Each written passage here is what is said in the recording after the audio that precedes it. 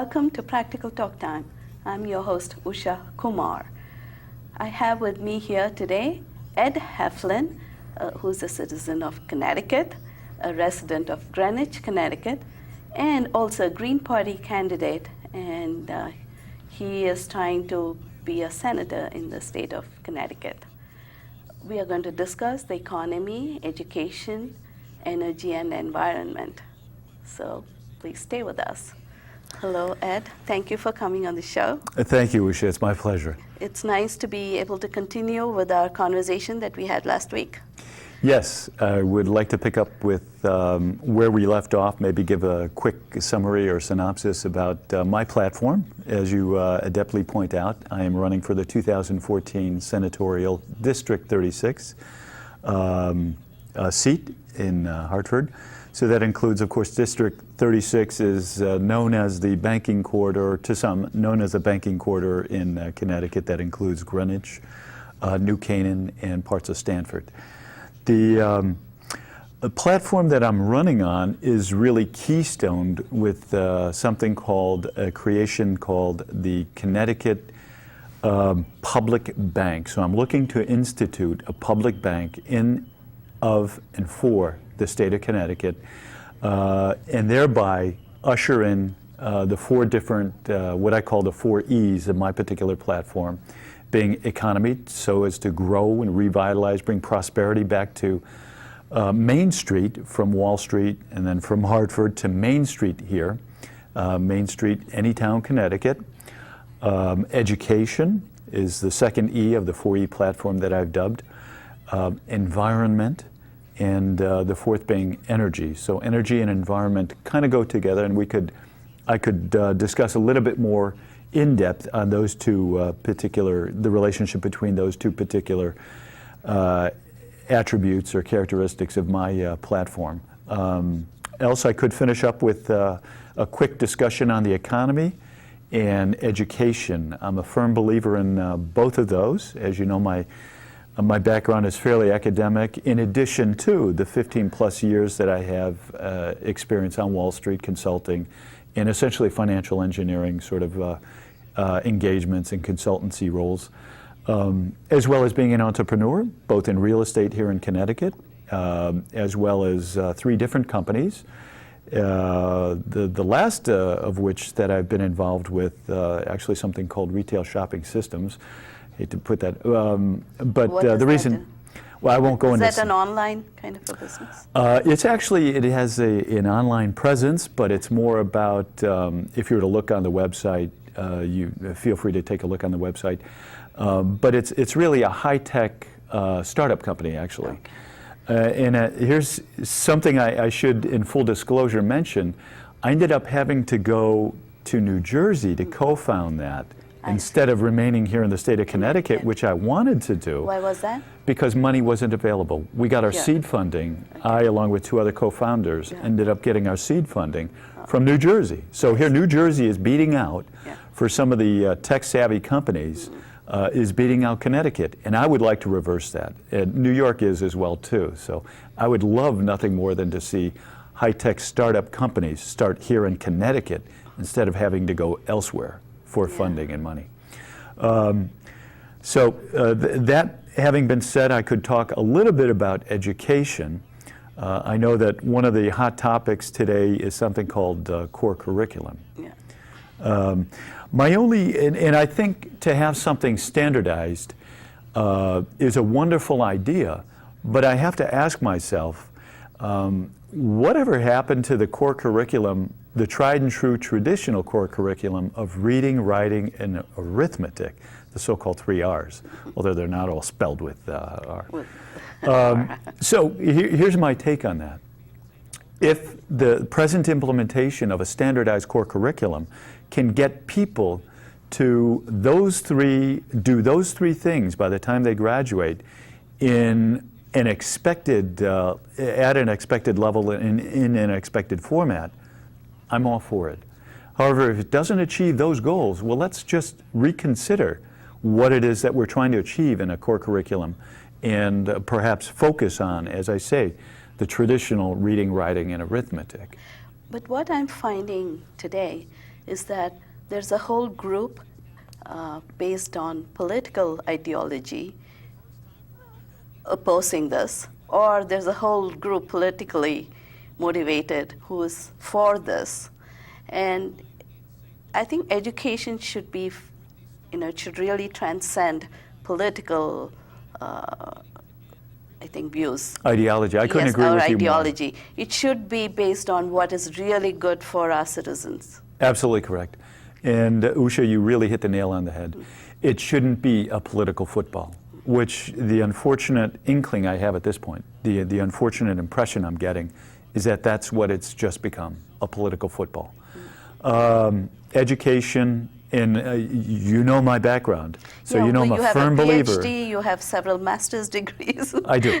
And not to tout, I'm a firm believer, is quite simply the point, in education. And it's my belief that if a person is motivated enough, give them all the resources necessary to be able to have them pursue education to the level that they want, up through PhD. I think that'd be wonderful. Yeah, I think some of the main concerns of people who are against this Common Core is that they think it's dumbing down the children. They don't even know what they're studying, but they're studying for a test, toward a test, rather than trying to learn something. It's that will funny you help mention in that. their lifetime. It's funny you mention that. I have actually seen some of the some of the attempts, some of the attempts by teachers to teach Common Core and, for example, the new math. And there are one too many steps, if you ask me, involved in the new math than necessary. And as a result, I've actually looked at corrected papers from teachers. It looks more complicated. Where the teacher made a mistake, him or herself. And I can put in, I was somewhat shocked to see that. Whatever happened to the very whittling it down, especially where it concerns mathematics or science. To really do it, rather the than make it more simplest complicated. approach, sort of William of Ockham's razor, the simplest approach or the simplest of explanations in an educational form is usually the right one. And as it's been proven in the sciences and engineering time and again, generally the simplest of explanations or approaches is usually the theory that prevails and ultimately explains everything. Why they need to complicate it causes me to question what is it, what their goals are, what they're looking to do. It slows them down. Especially if you want to do something quickly, you can't be doing those whatever they're asking you to do. Even I went through some of those recommendations for steps in math. Another important thing is that the syllabus, the tests, the textbooks, the money is flowing into some other state, all to one particular company. I'm not going to mention any states and the names of the companies, but everybody knows who they are. And that what happens is we need to keep our money here in Connecticut. Why not have Connecticut publishers, Connecticut people, school teachers set the curriculum? You can have the main broad framework, and then the local Usha, I think professionals should take care of that. I think you're on to a very important point where it concerns education and economics. While I'm all for expenditures on education, let's make sure we get the best bang for our buck. And some of that includes perhaps giving preferential consideration to Connecticut-based or headquartered companies. Why? Because after all, you're serving the people of Connecticut. And this is money which stays in the state, ends up being levered, ends up circulating, so the velocity of money increases within the state of Connecticut itself. That can only help the local economy. Yeah, especially considering property taxes go to pay for the education in the Absolutely local correct. schools, and we want that money to stay in that area rather than go away somewhere. Absolutely correct. And that, when you talk about taxation, is another hot topic when it concerns voters. I know you and I discussed this a little while ago, I guess, that Connecticut, not so long ago, had no income tax. No personal income tax. No personal income Absolutely tax on correct. people, and we had a surplus. That's absolutely correct. And so how did we go from there to being so deficit and so dead last in of all the states in the U.S. in terms Absolutely of correct. economic development? But not only with respect to personal taxation, I don't know what number we are exactly, but I know it's down there in the 40s when compared to the other 50 states, to the other 49 states, or the 50. But also with respect to business, and remember, a large part of my platform, is oriented towards financing, fostering business, fostering new business, allowing the entrepreneurial spirits, those animal entrepreneurial spirits, to be reactivated or activated in the state of Connecticut, not to have to go to some other state, for example, to get seed funding for an idea, tech startup, as I indicated earlier, or not to get good rates on loans that could help start a business, build a business, employ Connecticut citizens in the state of Connecticut.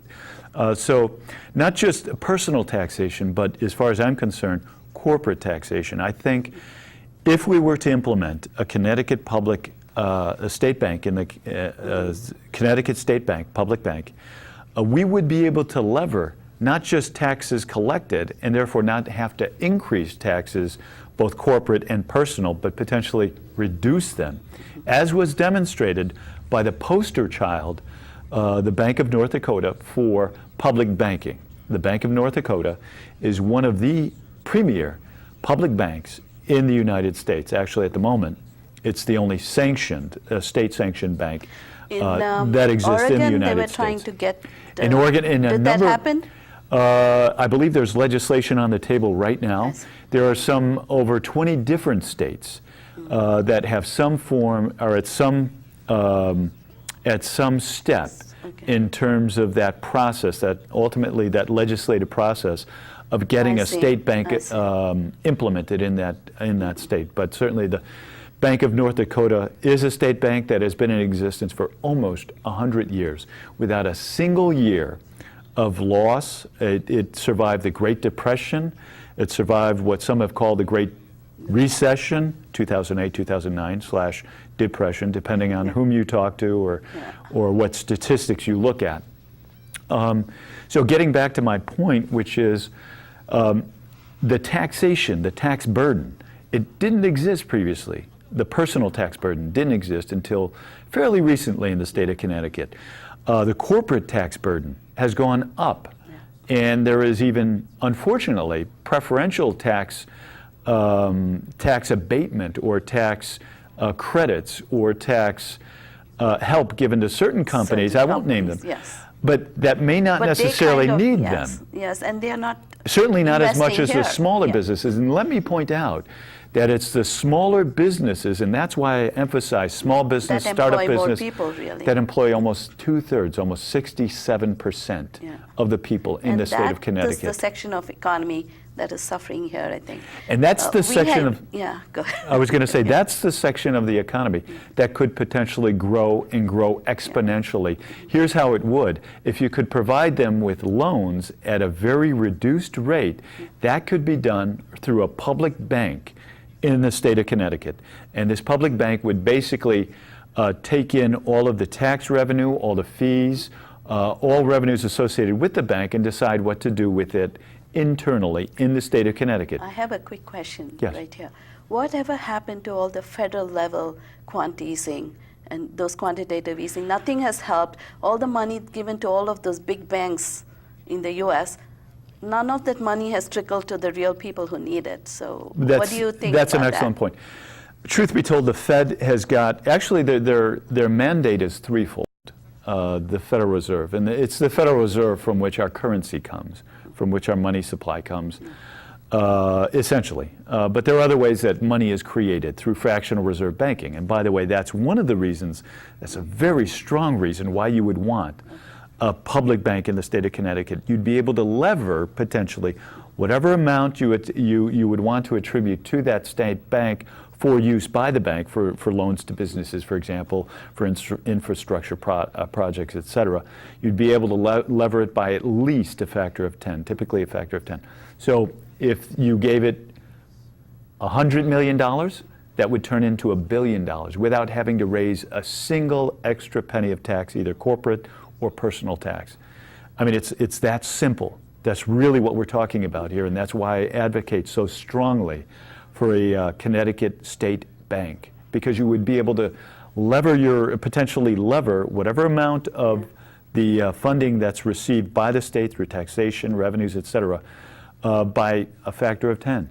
That they're not doing presently. In fact, the return they're getting is less than 1%, 0.14% for the stiff accounts that, if you look at the treasurer's quarterly and annual reports, if you look at the comprehensive reports for the state as well too, we're not doing all that much better. So another question I have is that, we are giving all this money, the personal income tax, and then property taxes have been going up too, whereas the government is saying, oh, there is no inflation, there hasn't been any inflation for a long time. And then I'm saying, then why is there 300, 400% inflation on my property tax and my income tax and everything else? That's a very apt, that's an excellent question. I had to ask myself the same. I own property in Connecticut, and I will tell you, I observed from roughly 2000, this goes back a little while, from 2006 to 2008 or 9, I watched my taxes for one of the properties I had double. Okay. Double. And yet, there could be no argument made that services were better. They weren't better. Yeah. Actually, services were worse. Garbage collection, I have to admit, wasn't what it used to be back in 2006 and 2008 and 9. So the argument that you're getting better services simply doesn't wash. It's fallacious altogether. And then there is this property tax increase, and if you look at it, the bulk of the increase comes from education. And I'd like your comment on that. In terms of real education, where we really have to pay attention and not just this money here. Right. As you've kind of alluded to earlier, there are certain sweetheart deals that end up going to people associated with the educational process in the state of Connecticut. Everyone from a book publisher to a lunch food service providers. Depending on their lobbying and their ability to get special contracts with the state, they're treated specially. And because of that, some of them can command higher prices than maybe they should otherwise. So it's my opinion that with respect to education, I'm not necessarily for cutting back on spending for education. However, I am for looking carefully at what interest groups are receiving what, or what companies are servicing what with respect to education, so as to be sure that Connecticut, from elementary all the way up to community colleges, are getting the best possible bang for their buck. I used to think that the federal government gave some grants to higher educational institutions, and the state government gave to the state colleges and some of the state counties for their schools. And what I'm finding is that whenever the vote comes up for increasing the tax and increasing the education expense, everybody says, oh, I'm for education, so I am for increase in education spending. And most of the time, this increased education spending does not really correlate directly to better education. To better results. Absolutely correct. Now, this gets to the second E in my 4E platform, where I'm for a meritocracy in terms of hiring the best teachers and either demoting or promoting teachers based on a meritocracy, based against specific metrics. So I'm for educational reform in the sense that we need to make sure that we're measuring properly, and we need to make absolutely sure that we are promoting or even demoting in the case where, for example, suppose a teacher over a course of a couple of years wasn't able to improve, was made very aware that they would have to improve their merit-based ratings, and they weren't able to do it, or they refused to do it, or for whatever reason they weren't able to make the grade. I would be open to consideration for demotion, just as I would be open to consideration for promotion. I don't think promotion should be an automatic thing, as it turns out to be in many of the different school systems that we have, potentially in places, in states like New York, Connecticut, New Jersey, et cetera. So I guess brief, I'm for educational reform that's going to allow students to get better results And the way we would do that is potentially to make sure we're getting the best bang for our buck in terms of expenditures, Exactly. to make sure that those are going to improve student learning, comprehension, and ultimately test scores, as well as potentially augmenting or supplementing, at the very least, the system of education that we have to include things like vocational sorts of training. Maybe not everyone is interested in becoming a doctor, professor, for example, and maybe they have other talents in areas that are more mechanically inclined or potentially domestically inclined, whatever have you. Yeah. Then they need proper schools for that, education for that. Vocational training, supplemental potentially, or specifically dedicated to vocational sort of training. I'm an advocate for that as well, too. Okay. So economy, you're saying public banking for public your banking platform? As it turns out, public banking really combines all the 4 E's if you think about it, because it addresses, it gives you money and it frees up money to be able to address considerations of energy or environment or education, as we've just been discussing here, and of course the economy. If you bring prosperity back to Main Street, you will improve the standard of living. You will ensure that communities remain strong, vibrant, generally democratically involved. And again, this gets to some of the key values for what the Green Party stands for. And there are 10 key values. I know I touched on them briefly towards the end of our discussion last week. I don't know if you want me to go into those again, but the first and foremost of which is the democratic grassroots democracy. We want to be absolutely sure that the citizenry is involved as possible in the democratic process, in the communities that they're in, and actually gets a benefit by having a hand in decisions, having a hand in what's being created in the community, having a hand in potentially a standard of living that could develop, a more communally based standard of living that could be developed as a result. Ed, I know that all of the elected senators, those who are in office right now, they're all going to say, hey, we are working for the betterment of the state. So what do you see as the main thing that happened either under the Republican governorship or the Democrat governorship? What are you seeing that is going really wrong and that can be fixed, and why we need this third party here? Well, first and foremost, I can say that the present bipartisan, bi-party system, essentially Democrat-Republican, has not addressed the most critical of issues in the state of Connecticut right now, which is our budgetary, economic considerations. And truth be told, it's not all the present governor, Dan Malloy's fault. He inherited, any way you slice it, from Jody Rell, the previous governor. He inherited, if you look carefully, and if you look with a truthful eye, without all the gimmicks, accounting gimmicks that go on in Hartford, if you look carefully, you'll find that there is a $3.8 billion deficit that Dan Malloy, Governor Malloy, inherited. However, in addition to that, it appears that budgets going out to 2016 and 17, from what I've seen, are each going to have in excess of $1 billion each of those years. Now, let me just point out, in short order, when you add 3.8 to 1.1 to 1.1, yes. Now it's going to double from the current number. It will essentially, well, not quite double, but just about. And let me point out, by the time you add your interest. Fair enough. Well, let's assume for the sake of argument it does.